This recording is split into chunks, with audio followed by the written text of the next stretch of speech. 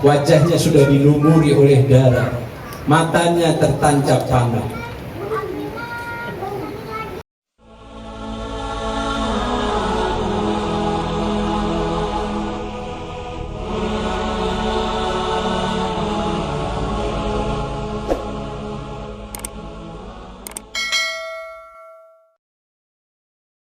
على محمد وآل محمد اللهم صل على محمد وآل محمد وأجل فرجهم.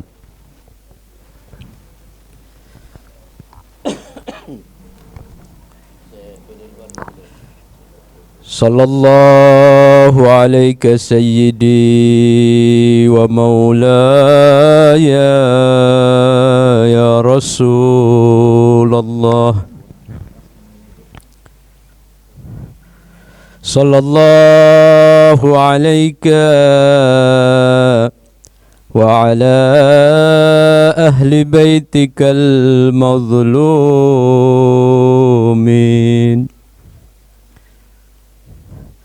السلام عليك سيدي ومولاي يا أبا عبد الله يا رحمة الله الواسعة ويا عبرة كل مؤمن ومؤمنة.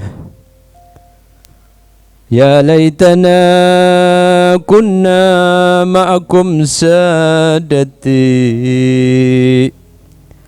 فنفوز فوزا عظيما.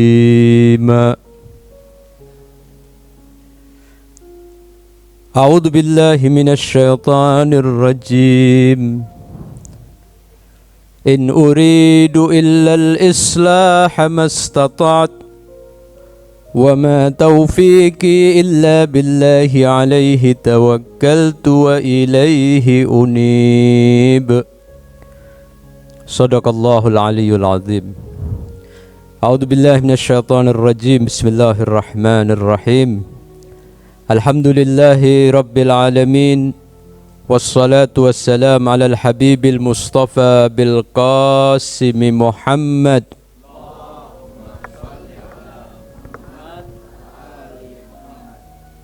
اللهم صل على محمد وآل محمد. اللهم صل على محمد وآله الطيبين الطاهرين المظلومين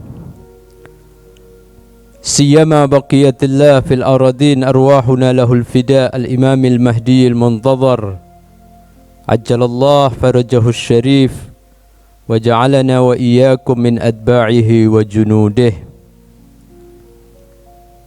السلام على الحسين وعلى علي بن الحسين وعلى أولاد الحسين وعلى أصحاب الحسين. Ikhwan dan akhwat sekalian, assalamualaikum jami'an warahmatullahi wabarakatuh.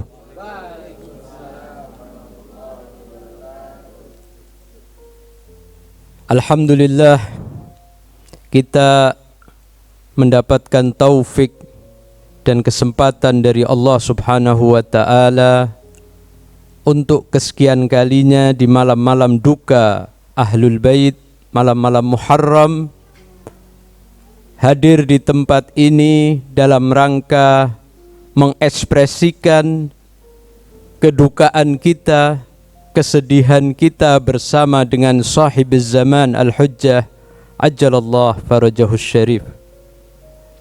Semoga tangisan kita, ratapan kita, kesedihan kita mendapatkan perhatian dari Al-Husain alaihi salam dan mendapatkan keridhaan dari sahibiz zaman Ajjalallah farajahus syarif. Ikhwan dan akhwat sekalian, semakin dekat kita dalam puncak kedukaan Asyura. Malam demi malam sudah kita lalui dengan berbagai kajian yang ingin mendekatkan kita kepada Al-Husain, yang ingin menambah makrifat kita tentang Al-Husain, yang ingin menghubungkan hati kita dengan hati Al-Husain, dengan jiwa Al-Husain. Sebab Al-Imamul Husain alaihi salam adalah sarana dan media yang terbaik, yang paling cepat untuk mengantarkan kita kepada Allah Subhanahu wa taala. Allah Subhanahu wa taala berfirman, "In uridu illal islah mastata'at." Para nabi adalah mereka yang memiliki misi islah, misi perbaikan umat, memperbaiki umat dari kejahilan menuju kepada makrifat, memperbaiki umat dari kehayawaniahan menuju kepada insaniyah, memperbaiki umat dari sisi duniawi semata menjadi sisi ukhrawi spiritualitas. Inilah ikhwan sekalian, para nabi sejak Nabi Adam alaihissalam hingga Rasul sallallahu alaihi wa alihi memiliki misi islah. Sebagaimana tadi disebut dalam ayat suci Al-Quran berkenaan dengan Nabi Allah Shu'aib, beliau mengatakan, "In uridu illal islaha mastata'at." Aku tidak menginginkan kecuali al-islah, semampu yang bisa aku lakukan. Al-Imamul Husain alaihi salam sebagai pewaris para nabi, sebagai pewaris kakeknya Rasul sallallahu alaihi wa alihi yang mewarisi segala kesempurnaan dan keutamaan para nabi dan kakeknya, Al-Imamul Husain tidak memiliki misi dan gerak kecuali islah, kecuali perbaikan. Hal itu beliau sampaikan dalam suratnya kepada saudaranya Muhammad bin Al-Hanafiyah yang menjelaskan bagaimana tujuan utama dari pergerakan beliau, dari kebangkitan beliau hingga Asyura. Imam mengatakan, "Wa inni lam ahruj ashiran wala batiran wala mufsidan wala zaliman." Aku tidak keluar untuk melakukan suatu kesia-siaan, untuk angkuh dan sombong. Imam ingin mengatakan bahwa keluarnya beliau, kebangkitan beliau semata-mata hanya karena Allah, semata-mata hanya menjalankan kewajibannya di hadapan Allah Subhanahu wa ta'ala. Ini memberikan pelajaran bagi kita bahwa apapun gerak kita dalam rangka kita melakukan sebuah perbaikan, dalam rangka kita melakukan sebuah dakwah, gerak apapun, niat utamanya sebelum kita bergerak adalah ikhlasan liwajhillah. Ikhlas adalah pokok utama yang akan mengantarkan manusia dalam geraknya menuju kepada tujuannya. Apapun aktivitas bukan dalam rangka ikhlas, maka aktivitas itu tidak akan berarti apa-apa. Ini pelajaran dari apa yang sudah disampaikan oleh Al-Husain. Wala mufsidan wala zaliman. Imam juga mengatakan bahwa gerak beliau bukan dalam rangka berbuat kerusakan, bukan dalam rangka merusak stabilitas masyarakat, tidak. Sebab Bani Umayyah, Muawiyah, Yazid selalu melalui kaki tangannya selalu mempropagandakan dan menyebarkan opini bahwa Al-Imamul Husain ayahnya Amirul Mukminin, kakaknya Al-Imamul Hasan adalah orang yang ingin mengganggu stabilitas. Orang yang ingin memberontak, merusak agama. Imam mengatakan dengan jelas yang diabadikan dalam suratnya, supaya masyarakat sampai sekarang memahami bahwa inilah tujuan utama Al-Imamul Husain, mengatakan, aku tidak ingin berbuat kerusakan. Jauh dari kerusakan. Wala zaliman, tidak juga untuk melakukan perbuatan zalim. Karena imam maksum. Seorang maksum tidak mungkin keluar dari orang yang suci kecuali kesucian, keadilan.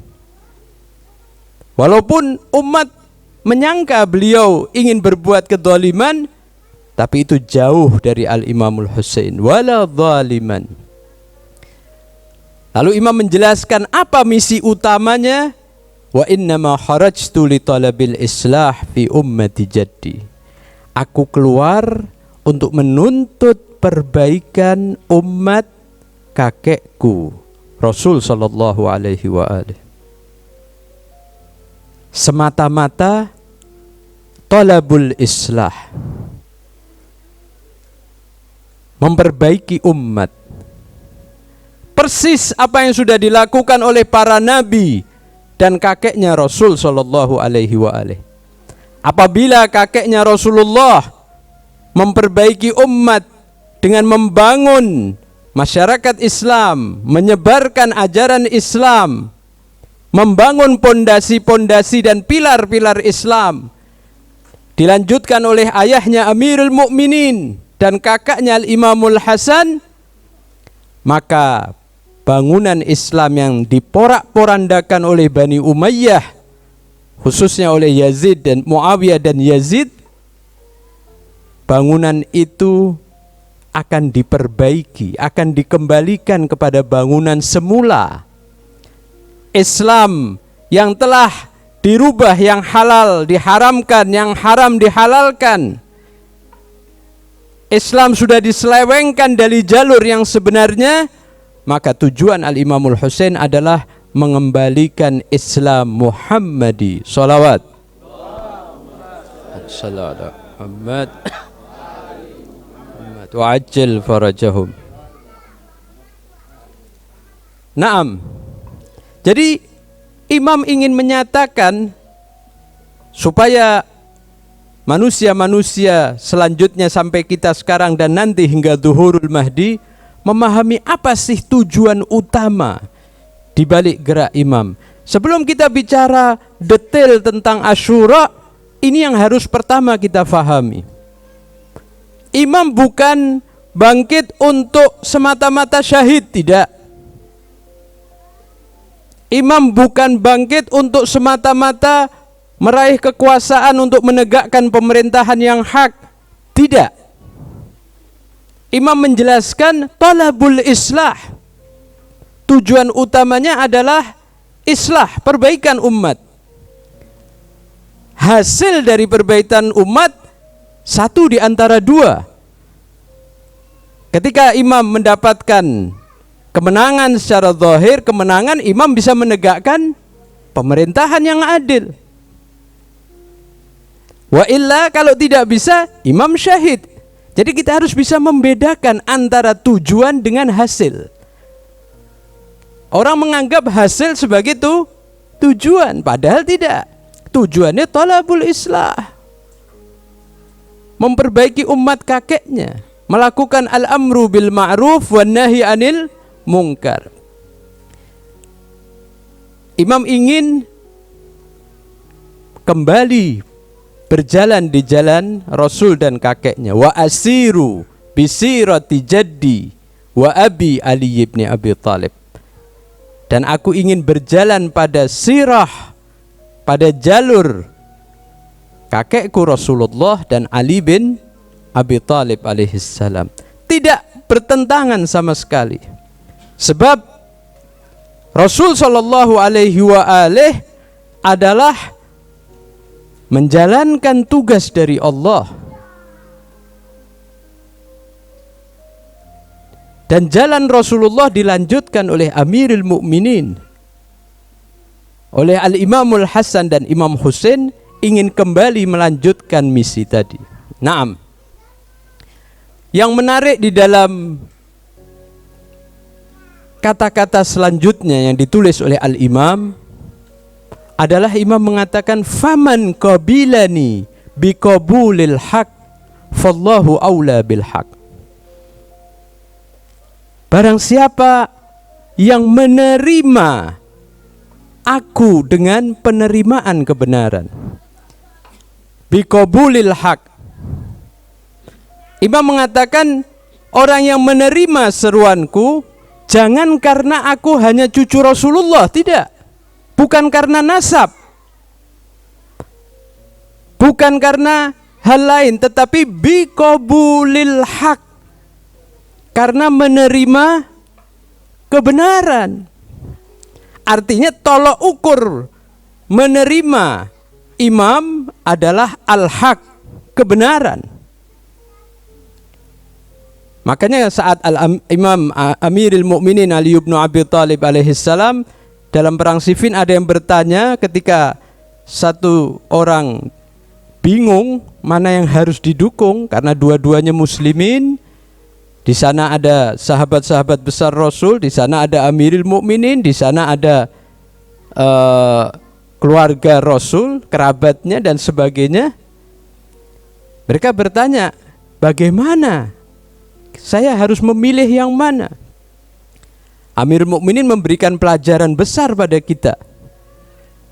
La yu'raful haqqu bi aqdarir rijal. Kebenaran itu tidak dikenali dengan status orangnya. Umumnya orang melihat kebenaran pada status, pada kedudukan. Apakah dia istri Nabi, ataukah dia menantu Nabi, ataukah dia anak, atau kerabat, atau yang lain-lain, status yang lain, itu menjadi tolak ukur kebenaran. Ini salah besar. Ketika terjadi konflik dan sengketa antara dua orang-orang yang memiliki status, bingung yang mana yang harus dipilih. Lalu Imam mengajarkan i'rifil haq ta'rif ahlah wa'rifil batil ta'rif ahlah. Kenalilah kebenaran, engkau tahu siapa yang benar, siapa pemilik kebenaran. Dan kenalilah kebatilan, maka kalian akan tahu siapa pemilik kebatilan. Imam mengatakan faman qabilani biqabulil haq, barang siapa menerimaku dengan menerima kebenaran, fallahu aula bil haq, maka Allah lebih berhak terhadap kebenaran. Artinya kebenaran itu adalah milik Allah. Allah maha benar. Semua yang datang dari Allah adalah kebenaran. Dan Rasul adalah pemegang panji kebenaran dari Allah. Al-Imamul Husain adalah yang memegang panji kebenaran. Kita menerima imam karena imam mendapatkan mandat dari Rasulullah, dari Amirul Mukminin atau dari imam sebelumnya, dan dari Rasul. Rasul dari Allah Subhanahu wa ta'ala. Jadi ukurannya adalah ukuran kebenaran. Ini memberikan pelajaran kepada kita bahwa apapun dalam gerak kita bukan status, tetapi kebenaran dulu. Ketika hak, kita membela hak, kita mengikuti hak. Ini yang perlu kita fahami. Wa man radda alayya hada, dan barang siapa yang menolakku, barang siapa yang menolak ajakanku, asbiru, Imam mengatakan aku tetap akan sabar. Apa maksud sabar di sini? Sabar ini adalah imam tetap akan teguh dalam misinya, tidak akan berubah. Imam tetap akan istiqomah. Sabar adalah maknanya istiqomah, tetap teguh dalam misi. Asbiru hatta yaqdiyallah baini wa bainal qaumi bil haq. Sehingga Allah mengadili antara diriku dan kaum dengan kebenaran. Wa huwa khairul hakimin. Naam.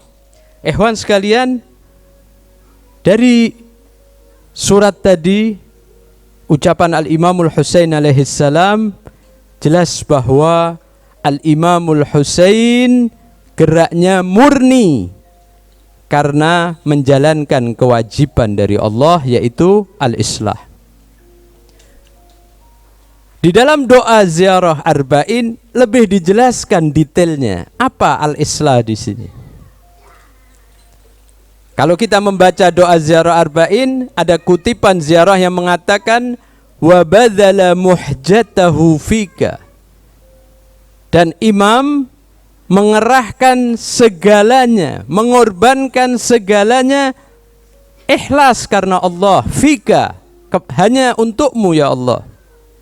Semua dikorbankan, dirinya, anaknya, putranya, keponakannya, saudara-saudaranya, keluarganya, sahabat-sahabat setianya, semuanya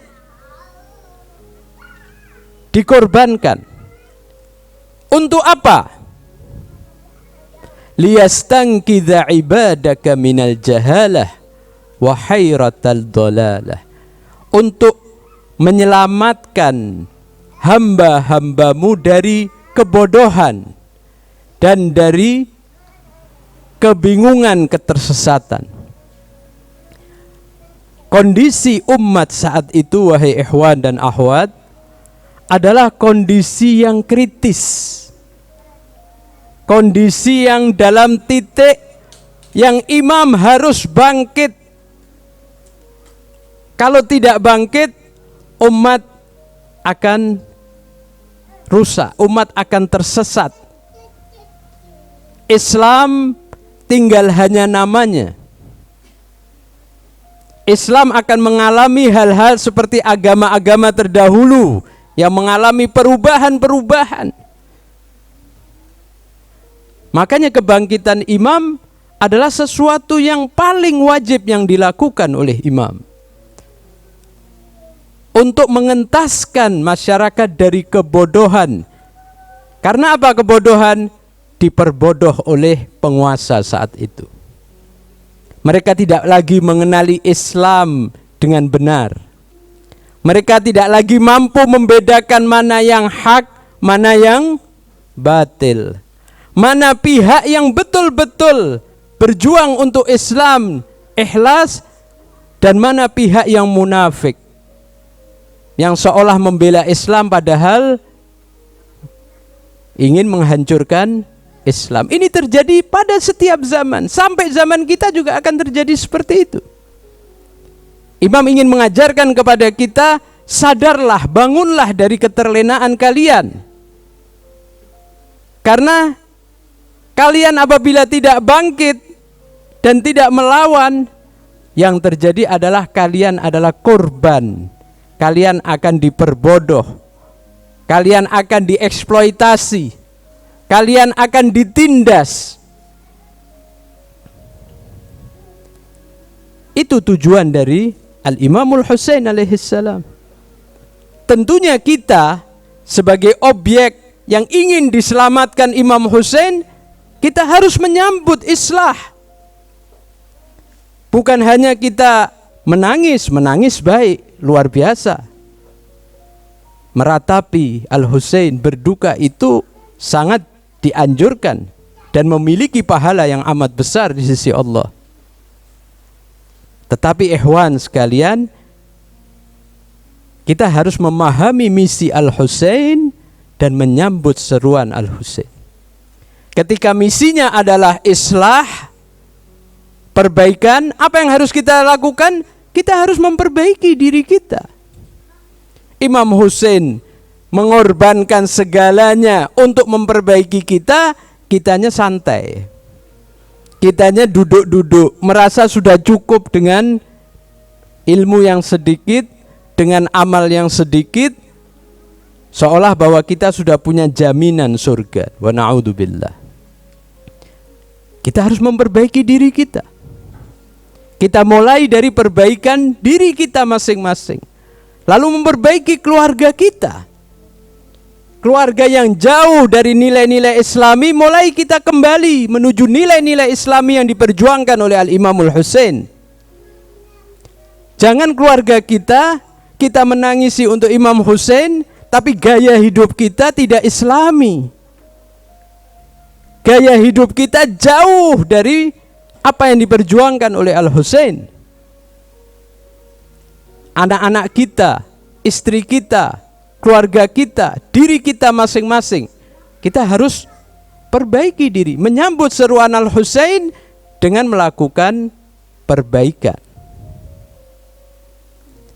Salah satu, ini yang penting ikhwan sekalian, salah satu sambutan kita kepada Al-Husain dalam misi islahnya adalah dengan meningkatkan basirah kita.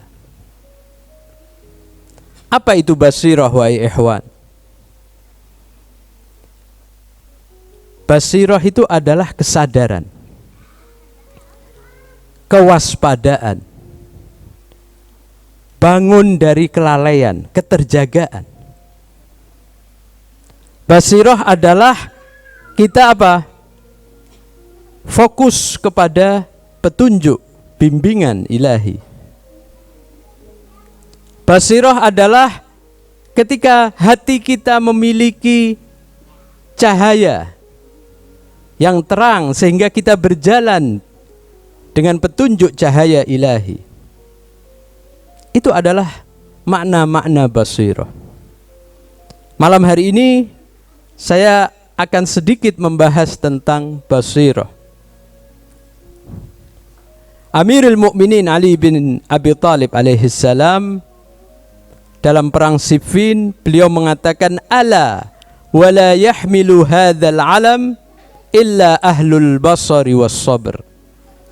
Ketahuilah bahwa tidak akan memegang panji, ya, panji kebenaran, panji pertempuran ini kecuali orang ahli basirah, yang memiliki basirah dan yang sabar, yang istiqomah.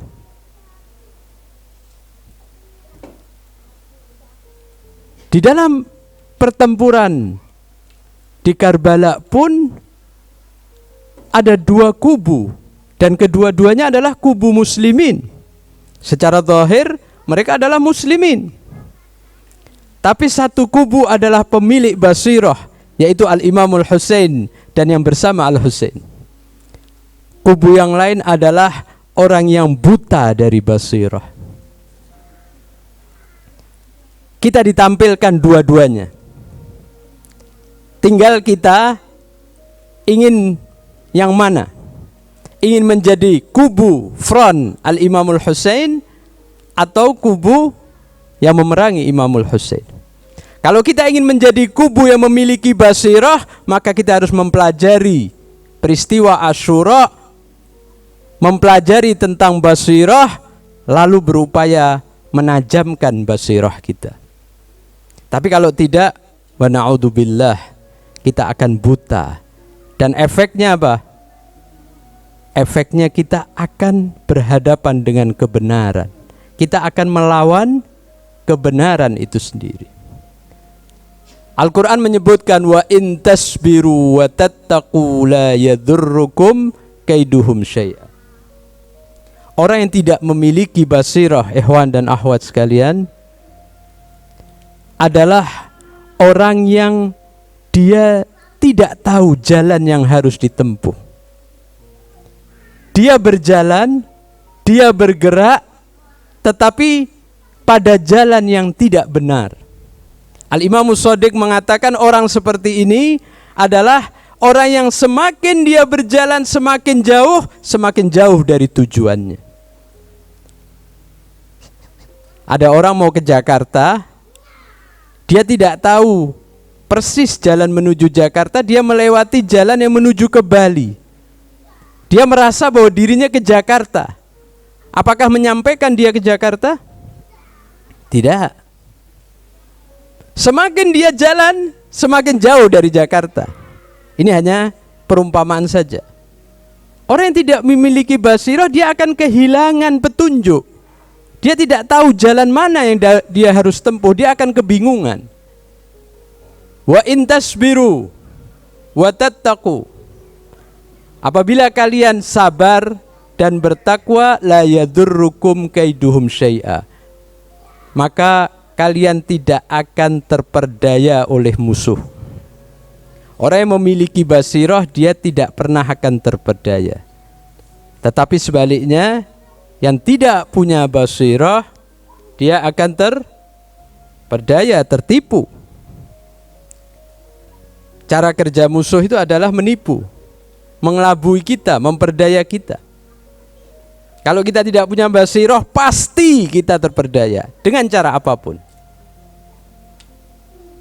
Naam. Allah Subhanahu wa ta'ala berfirman, ya ayyuhalladzina amanu in tattaqullah yaj'al lakum furqana.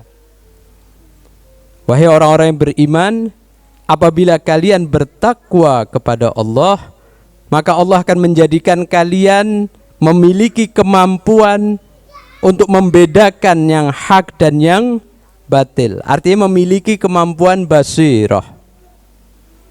Takwa adalah jalan untuk mendapatkan basirah.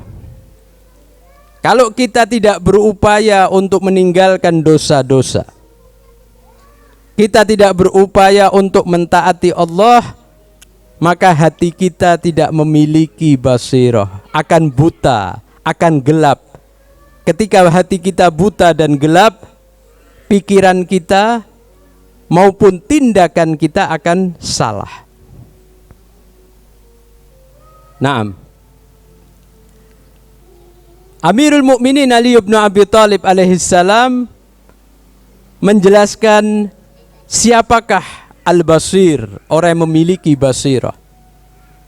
Beliau mengatakan al-basir innamal basir man sami'a fatafakkar. Imam mengajarkan kepada kita siapa itu basir. Orang yang memiliki basirah adalah orang yang mendengar kemudian memikirkannya, merenungkannya. Jangan saat mendengar langsung kita menilai, langsung kita menuduh, menolak atau menerima. Tidak. Sekarang kita banyak mendengar informasi. Jangan langsung kita sikapi, jangan. Ada kabar belum jelas, belum pasti, langsung kita sikapi. Itu orang yang tidak punya basirah. Tapi yang memiliki basirah, apapun yang dia dengar, dia pikirkan. Apakah benar atau tidak, apa tujuannya, bagaimana dia harus bersikap. Ini pelajaran bagi masyarakat pengikut Ahlul Bait khususnya. Wa nadhara fa absar, ketika dia melihat, dia tidak melihat begitu saja lewat, tidak. Tetapi dia mengambil pelajaran dari peristiwa-peristiwa yang ada di sekitarnya. Apapun peristiwa yang ada, dia mengambil pelajaran. Supaya apa? Dia tidak salah bertindak. Wantafa'a bil ibar, mengambil manfaat pelajaran itu. Ibrah itu diambil manfaatnya. Sehingga jangan sampai apa yang sudah terjadi masa lalu akan berulang. Termasuk kita sekarang ini mengambil manfaat dari peristiwa Karbala. Apa yang kita bisa ambil pelajaran dari peristiwa Karbala? Thumma salaka jadadan wadhihan. Baru setelah dia memahami itu, dia berjalan di jalan yang terang, yang jelas. Kita belum jelas jalannya, masih abu-abu, kita sudah langsung bertindak. Ini yang sering menjadi masalah. Orang yang tidak punya basirah seperti itu, kadang akhirnya menyesal di belakang. Mengatakan khilaf, mengatakan begini, itu karena tidak memiliki basirah, tidak berpikir sebelum bertindak. Naam. Yatajannabu fihi sar'ata fil mahawi. Orang yang sudah jalan di jalan yang terang, dia akan terhindarkan dari keterjerumusan dalam jurang kehancuran. Wa na'udzubillah, apabila kita bertindak tanpa basirah, akhirnya kita salah. Pelajaran besar dari peristiwa Karbala adalah orang-orang yang tidak punya basirah, bukannya dia membela Al-Husain, malah dia memerangi Al-Husain. Tangisan ahlu Kufah saat Al-Husain, keluarganya dan sahabatnya dibantai dan putri-putri Nabi ditawan, tangisannya tidak berguna. Penyesalannya tidak berguna karena mereka melakukan itu.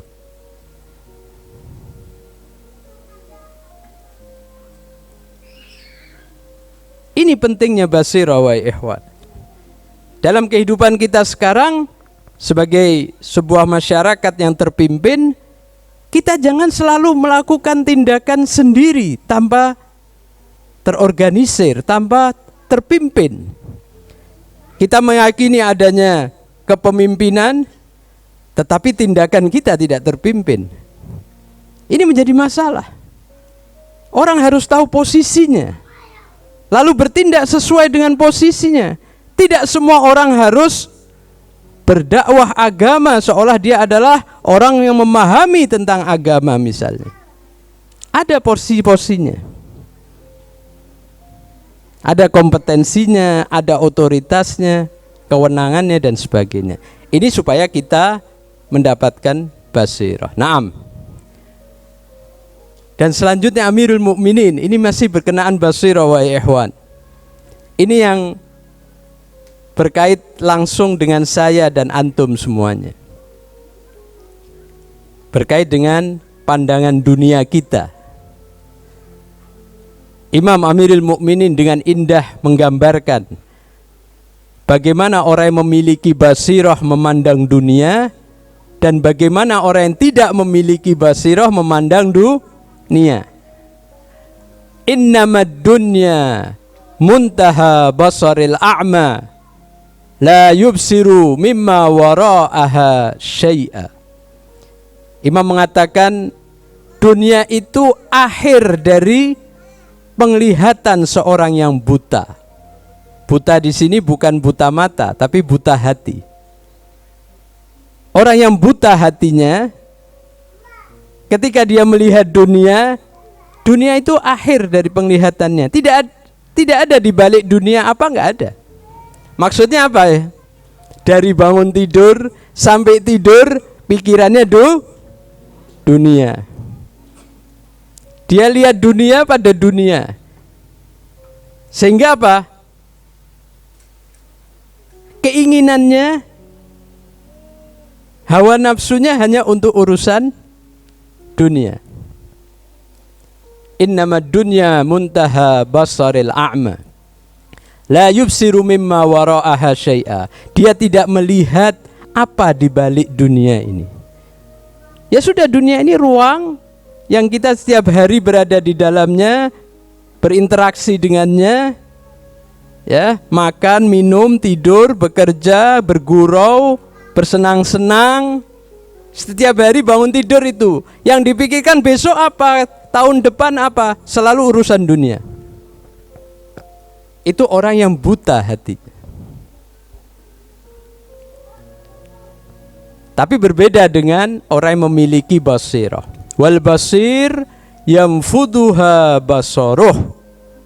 Orang yang memiliki basirah, ya, pandangannya menembus dunia. Dia melihat apa di balik dunia. Dia melihat akhirat. Maksudnya melihat akhirat, dia tidak memisahkan dunia dari akhirat. Umumnya orang ketika melihat dunia, dia pisahkan dari akhirat, seolah akhirat itu nanti itu, urusannya nanti. Ketika dia pisahkan dunia dari akhirat, apapun dia lakukan untuk dunianya, bukan untuk akhirat. Tapi orang yang punya basirah, yamfuduha basaruh, penglihatannya menembus. Dunianya adalah wasilah untuk akhiratnya. Ketika dia bergerak untuk urusan dunia, dia lihat efek akhiratnya gimana, dampak akhiratnya gimana. Tidak sekedar bicara, tidak sekedar beramal, berbuat, tapi dia lihat ada ridha Allah mengantarkan kita kepada kebahagiaan abadi atau kesengsaraan abadi. Naam. Lalu Imam melanjutkan, wa ya'lamu anna dar wara'aha. Orang yang punya basirah itu tahu bahwa di balik dunia itu ada dunia lain. Bahkan rumah di balik dunia itu rumah abadi dibandingkan dengan dunia. Rumah itu adalah kehidupan yang sebenarnya. Wa inna daral akhirah lahiyal hayawan.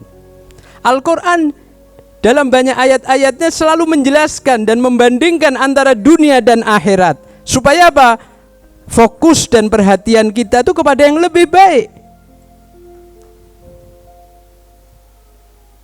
Supaya kita lebih memprioritaskan akhirat kita ketimbang dunia.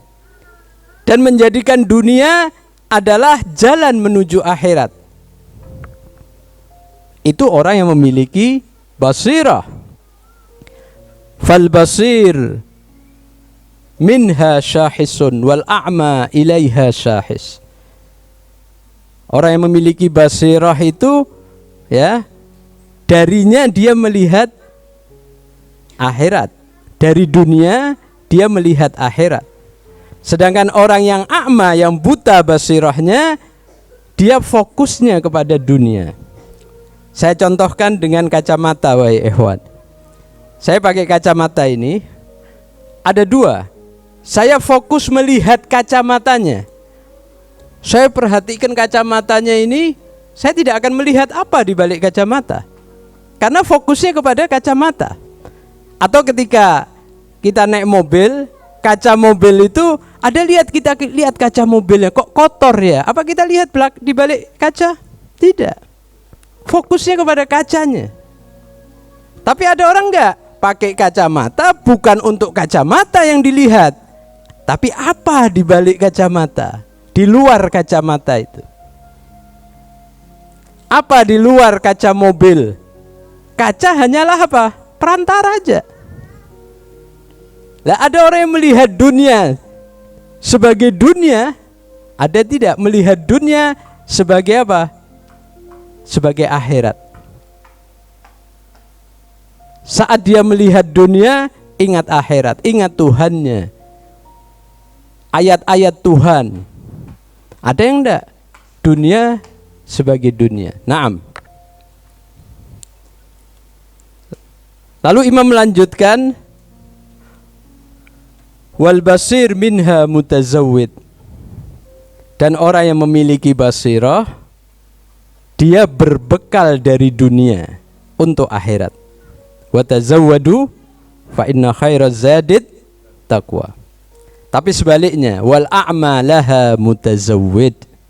Sedangkan orang yang buta, tidak memiliki basirah, kesadaran, kewaspadaan, keterjagaan, maka dia berbekal untuk dunianya. Setiap hari yang dipikirkan, besok mangan opo, untuk ke depan ya apa, masa depan anak saya gimana, masa depan diri saya gimana. Yang lebih parah, ketika ingat mati, ingat akhirat, segera mengalihkan karena wah sumpek kan, masih syar. Ingat itu dibilang, loh ajib. Kita tidak mau mengingat sesuatu yang pasti kita akan datangi dan menjadi kehidupan abadi kita. Karena apa? Orang yang ketika cinta dunia dia tidak ingin ingat akhirat. Hati-hati. Kalau masih ada cinta dunia yang melekat dalam diri kita, kita tidak akan ingin mengingat urusan-urusan akhirat kita, bahkan kematian kita. Naam. Dari sini ikhwan sekalian, kita membutuhkan basirah dalam hidup, supaya kita berada pada jalan yang benar, terang, dan supaya kita tidak tertipu oleh pihak-pihak yang ingin menghalangi kita dalam jalan kebenaran.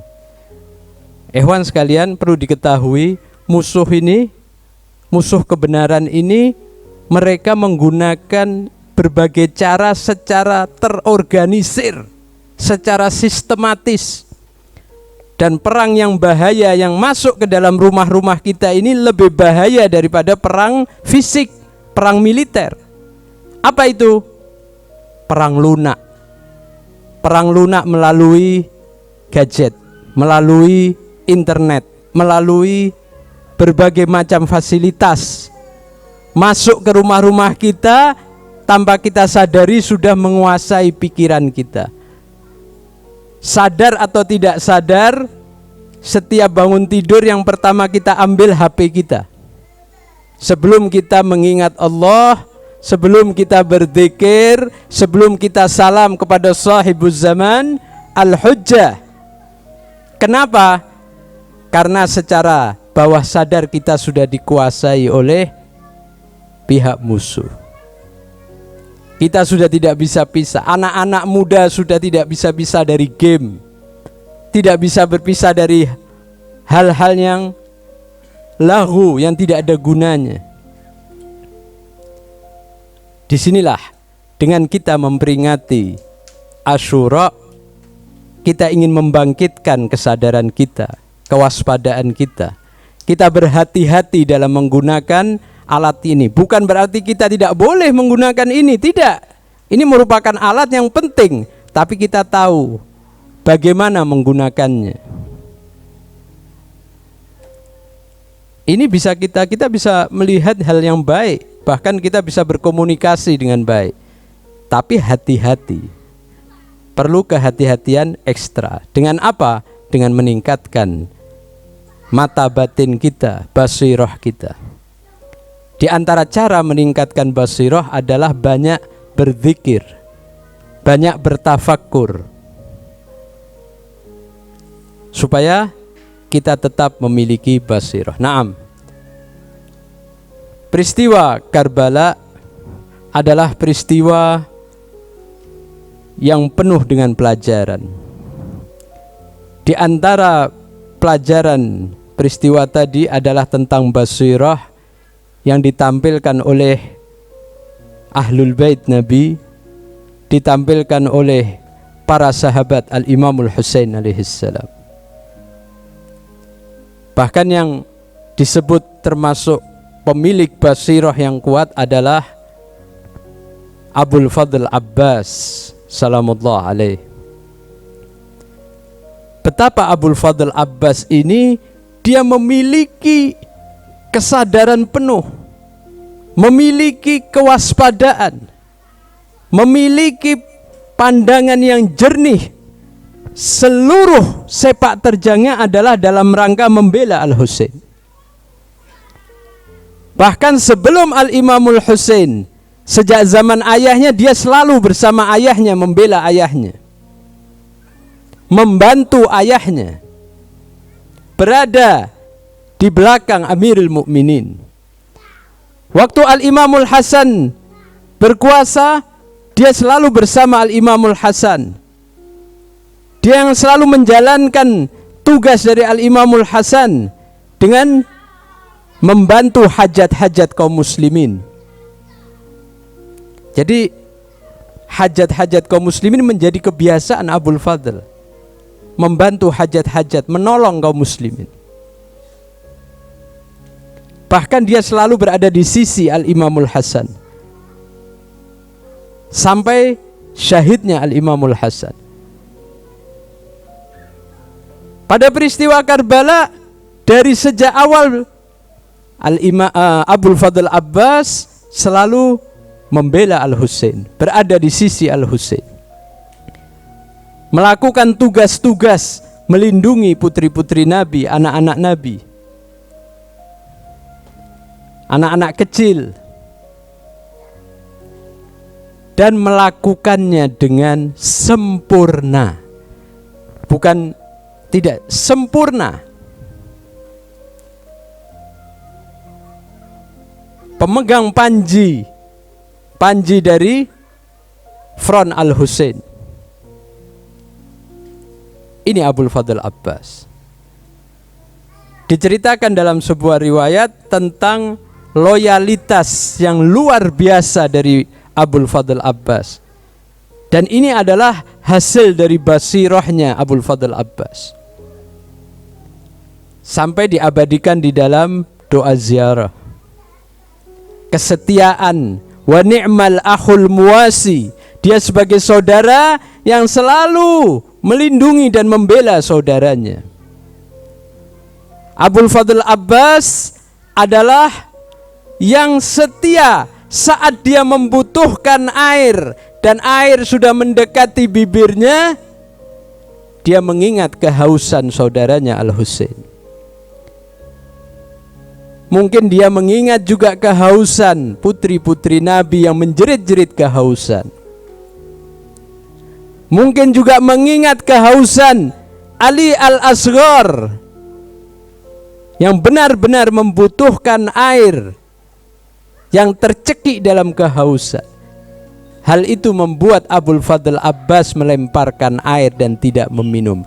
Padahal Abul Fadl berhak untuk meminum. Dan semua tidak ada yang mengatakan, kenapa kamu minum, Al-Imamul Husain belum minum. Gak ada. Saat itu dia minum, dia bawa air untuk Imam Husain. Selesai. Tetapi karena dia punya kesetiaan yang luar biasa, dia tidak mau mendahului imamnya dalam meminum. Dia memandang Imam Husain bukan sekedar saudara, tetapi imam yang harus didahulukan dari segala yang lain. Bahkan ketika saat akan minum air. Ini Abul Fadl Abbas. Dan ini tidak mungkin, wahai ikhwan, kalau tanpa basirah. Kalau hatinya tidak diterangi dengan keimanan.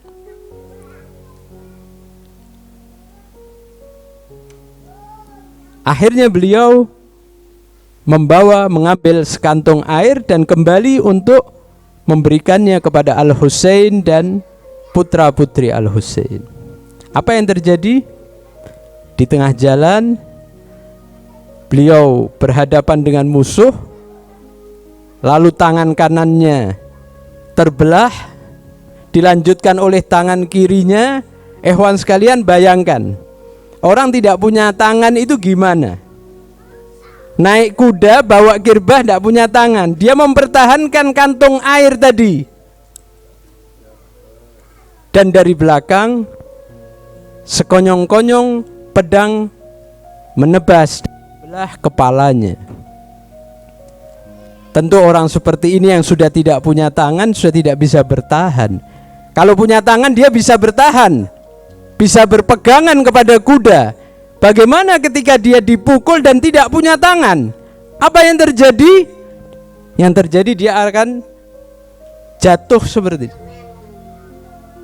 Jatuh tanpa tangan dan wajah itu yang pertama mengenai tanah. Ini terjadi pada Abul Fadl Abbas, ikhwan sekalian. Itu pun masih memikirkan putri-putri Nabi, masih memikirkan Al-Husain. Dia memanggil Al-Imamul Husain, ya ukha, ya akhi, adrik akhak. Wahai saudaraku, bantulah saudaramu ini. Abul Fadl Abbas tidak pernah memanggil Imam Husain ahi, memanggilnya maulaya. Tapi saat itu dia memanggil ya akhi, wahai saudaraku, bantulah saudaramu ini. Dan akhirnya Al-Imamul Husain segera menuju kepada Abul Fadl dan mendapati Abul Fadl dalam kondisi yang amat mengenaskan. Wajahnya sudah dilumuri oleh darah, matanya tertancap panah. Abul Fadl dipangku oleh imam tetapi menggerakkan badannya. Al-Imamul Husain bertanya, "Kenapa wahai saudaraku? Kenapa engkau tidak mau dipangku?" "Iya, karena siapa nanti yang akan memangkumu wahai Husain?" Abul Fadl yang begitu setia kepada saudara dan imamnya bahkan tidak mau dipangku, memikirkan siapa yang memangku Al-Husain. Bahkan dia tidak mau dibawa ke kemah karena takut para perempuan, anak-anak akan histeris karena Abul Fadl tidak membawa air. Inilah ikhwan sekalian, peristiwa Karbala yang penuh duka. Peristiwa Karbala memberikan inspirasi kita untuk senantiasa setia kepada pemimpin kita, untuk tidak mendahului pemimpin, untuk tidak bertindak tanpa tindakan yang terpimpin. Insya Allah kita bisa mengambil pelajaran dari peristiwa ini. Dan Al-Imamul Husain alaihissalam, sahibuz zamanil hujjah, memberikan perhatian kepada kita, keridhaannya kepada kita semua, membimbing kita untuk selalu berada di jalan basirah, memberikan cahaya di hati kita. Karena memang yang menanamkan cahaya di hati itu adalah para maksumin. Sebagai wasilah Allah menanamkan cahaya di hati mukmin. Assalamualaikum ya Aba Abdullah wa alal arwahi allati hallat bifina'ik. Alayka minni salamullah abadan ma baqitu wa baqiya al-lailu wan nahar. Wala ja'alahu Allah akhir al-ahdi minni li ziyaratikum. Assalamu ala al-Husain wa ala Ali ibn al-Husain wa ala awlad al-Husain wa ala ashab al-Husain alladhina badhalu muhajjahum duna al-Husain alayhi salam. Allahumma arzuqna syafa'at al-Husain yawm al-wurud wa thabbit lana qadama sidqin 'indaka ma'al Husain wa ashabil Husain alladhina badhalu muhajjahum duna al-Husain alayhi salam. Ya Rabbal Husain bihaqqil Husain ishfi sadral Husain biduhuril hujjati alayhi salam. Wa sallallahu ala Muhammadin wa alihi at-tayyibin at-tahirin. Sallu ala Muhammad wa ali Muhammad.